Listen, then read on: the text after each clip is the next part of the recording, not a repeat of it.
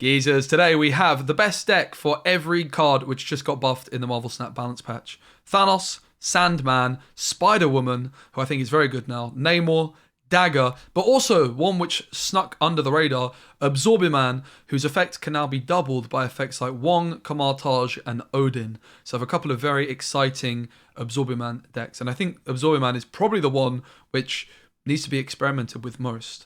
Up first, we have a Spider-Woman Clog. Spider-Woman is now an 8-body, 5 energy. On reveal, afflict enemy cards here with 1 less power. So she can play for 13 points for 5. To compare, Gamora, which is a pretty good card, is 12 points for 5 if you get her prediction right. So Spider-Woman is a seriously good card, which I think this extra point now is quite easy to justify playing Spider-Woman in a lot of different value decks.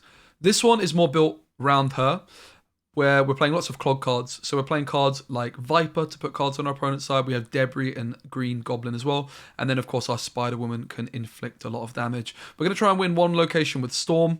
We have Juggernaut to help us. And also Iron Fist is a really nice tool to try and win that Storm lane if we don't win it early on. Of course, with a lot of Electro decks with Doctor Doom and things like that doing the rounds. Storm, not the best at the moment, but with the Iron Fist, we do have a lot of extra flexibility. And Iron Fist is a card which can definitely win you a lot of 8-cube games. Spider-Man with Daredevil can lock down a location. And also Titania, the clog cards like Green Goblin and Viper, Debris are amazing with Daredevil because you can see where your opponent's playing on turn 5. You can shut down that location by just clogging them up. Particularly with Titania, what you're going to be wanting to do is playing Titania, getting Titania onto your opponent's side of the board, and then on turn 6, if they have 4 cards in that location, including Titania, all you need to do is play 1 card on the Titania location, and as long as you have space for her, she's going to jump back to your side, which is like a 10-point swing on the Titania alone. So I do think this is a powerful deck, not the best in the current meta with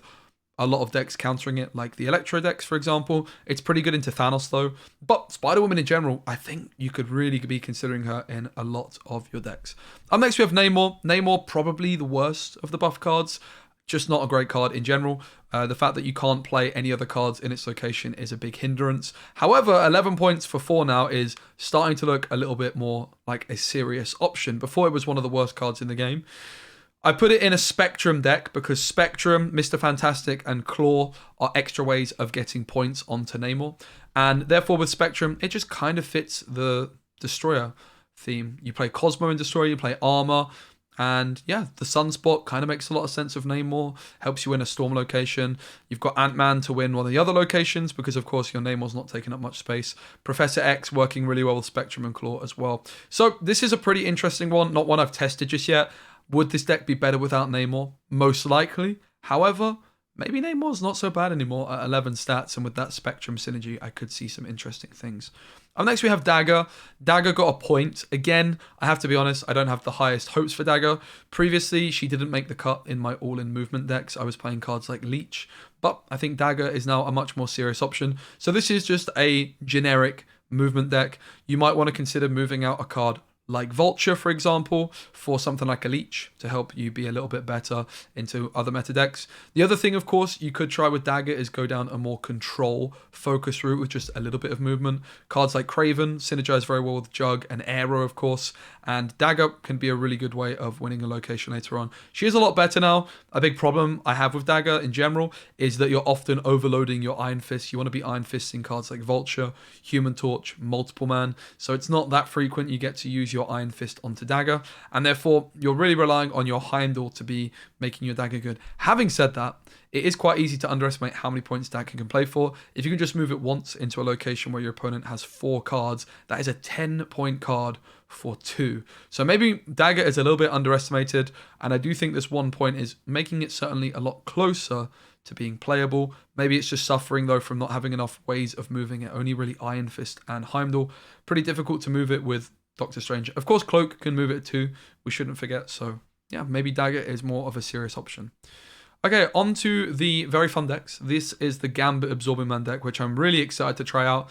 Again, the key synergy here is that Wong and Absorbing Man are now working. So, for example, if we play Gambit into our Wong location, and then we play Absorbing Man, we're going to get that double effect off of the Wong. Previously, the Absorbing Man would just copy the Gambit, and it would only happen once, whereas now the Absorbing Man's going to copy the Gambit, and then the Gambit goes again, or the Absorbing Man goes again, triggering Gambit twice, essentially, with the Wong. You can then also play the Odin onto the Absorbing Man as well, and therefore you can just get way more Gambit triggers. This is a huge buff to this deck. The way I like to play this one, and I haven't played this one since Zabu caught the nerf, but Zabu makes all these cards a lot cheaper. Quinjet and Moon Girl as well mean that you can get even more Gambits and Wongs and Absorbing Mans in hand. Magic is increasing the length of the round, of the game rather, which means on turn 7 you're going to have that one extra energy, but moreover it's giving you that extra turn to draw a card. I think this one could be seriously good. Invisible Woman is key here, because otherwise you end up discarding your whole hand whenever you play Gambit. But with the Invisible Woman, you can go Invisible Woman, Wong, Gambit, Odin, and you are laughing to the bank. I honestly think this deck might be serious. Up next we have a similar looking deck, which I think is slightly worse. Pretty much the exact same thing, except instead of Gambit, we have added a Hazmat and a Luke Cage. Invisible Woman in here just to protect you from Enchantress, but you could replace her. My gut feeling is this is worse than Gambit, but you could still go for it. You could try some kind of hybrid between the two, and you also might want to ditch Invisible Woman and play cards like Black Widow, just a few more on-reveal cards which are clogging your opponent. But Debris into Wong is very, very good at just giving your Hazmat lots of value. So the reason I prefer the Gambit version to this is because this deck needs you to draw Hazmat and Luke Cage and Wong and Odin, right? And Debris. Whereas this one, you really just need the Gambit and you've got a chance as long as you have some other pieces. Okay, the final two decks are the most two serious decks. I did cover these ones on my meta report video. We have Electro Sandman. Sandman, of course, now a 5 energy, 5 statted card. You can't really go wrong. You play Electro on turn 3, Sandman on turn number 4, and this is going to be shutting down a lot of top meta decks, things like Mr. Negative, things like Thanos. Mr. Negative most likely being pushed out of the meta as a result of the Sandman change. Not a change I'm a big fan of. I think that this is a bit too much of a binary deck for my liking. Very much a rock, paper, scissors deck. You've got Doctor Doom and Odin, of course, as a huge combo. Claw, I think, is a serious consideration for this one. You might want to consider replacing either Magneto or Captain Marvel for Claw. Finally, last but certainly not least, probably the top deck in the meta right now, outside of Shuri, and that's going to be Thanos. This is Harry's deck from the New York City tournament, which he won. And Thanos got buffed since this tournament. Thanos now an 11 body, which is quite incredible. This deck just has answers for everything. You can deal with Shuri with cards like Valkyrie. You can deal with the Taskmaster with Leech. And yeah, you can swarm the board with Blue Marvel Khazar and just get all sorts of points with the Lockjaw as well. So these are my best decks for all of the new cards. I think the biggest one up for debate is maybe there's like some other Absorbing Man decks which you could try out. I think like maybe Zabu Silver Surfer could be interesting. Because now if you play your Absorbing Man into Wong, or if you go Wong rather, and then Silver Surfer, and then Absorbing Man, your Absorbing Man is going to be copying that Silver Surfer's ability twice, essentially. So that's pretty interesting. Definitely some things you could check out with this. Also, you could try Absorbing Man in some kind of discard deck where you go Wong into Hellcow into Absorbing Man, for example, because yeah, you could discard your Apocalypse a bunch of times. So there's definitely some very interesting things you could do with Absorbing Man. I think Spider-Woman as well, in general, just a very good card. Now, you can include her in a bunch of decks.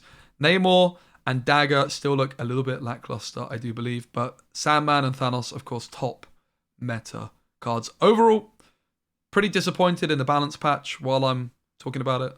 No Aero nerf is really frustrating. The Thanos buff is poorly timed. I actually hate the Sandman change. I think it's just turned Electro into a very binary rock, paper, scissors deck. And I much preferred Sandman when it was a cool niche card before. However, I do like a lot of the buffs to Spider-Woman, to Absorbing Man, to Namor, to Dagger. I just wish there was a few more nerfs, in particular Aero and Shuri should have got nerfed, for sure. But thanks for watching the video. Hope you enjoyed it, and see you on the next one. Bye.